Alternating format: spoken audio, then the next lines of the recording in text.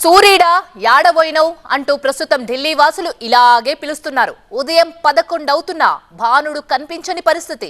Delhi NCR ప్రాంతాన్ని పొగమంచు కప్పేసింది. దానికి సంబంధించిన బ్రేకింగ్ న్యూస్ చూస్తున్నాం. ఢిల్లీని దట్టమైన పొగమంచు కమ్మేసింది. ఎదురుగా వస్తున్న వాహనాలు కనిపించలేనంతగా పొగమంచు కమ్మేసింది. ఢిల్లీ ఎయిర్పోర్ట్ లో విజిబిలిటీ 50 మీటర్లకు తగ్గిపోయింది.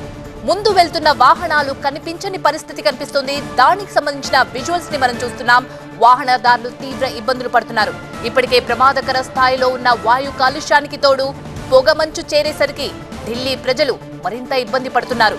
పొగమంచుతో పలు వాహనాల రాకపోకలకు తీవ్ర అంతరాయం ఏర్పడుతుంది. అలాగే విమాన సర్వీసులకు కూడా తీవ్ర అంతరాయం ఏర్పడుతుంది.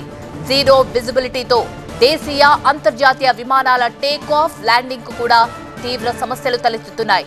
పొగమంచుతో రైళ్లకు కూడా ఆలస్యంగా నడుస్తున్నాయి. ఢిల్లీ నుంచి బయలుదేరే 20కి పైగా రైళ్లు విజిబిలిటీ కారణంగా ఆలస్యంగా నడుస్తున్నాయి. అయోధ్య ఎక్స్ప్రెస్ 4 గంటల ఆలస్యంగా నడుస్తుంది. గోరఖ్ధామ్ ఎక్స్ప్రెస్ కూడా షెడ్యూల్ కంటే 2 గంటలు ఆలస్యంగా నడుస్తుంది. అటు యూపీ, హిమాచల్ ప్రదేశ్ రాష్ట్రాల్లో కూడా ఇదే సిచ్యువేషన్ కనిపిస్తుంది.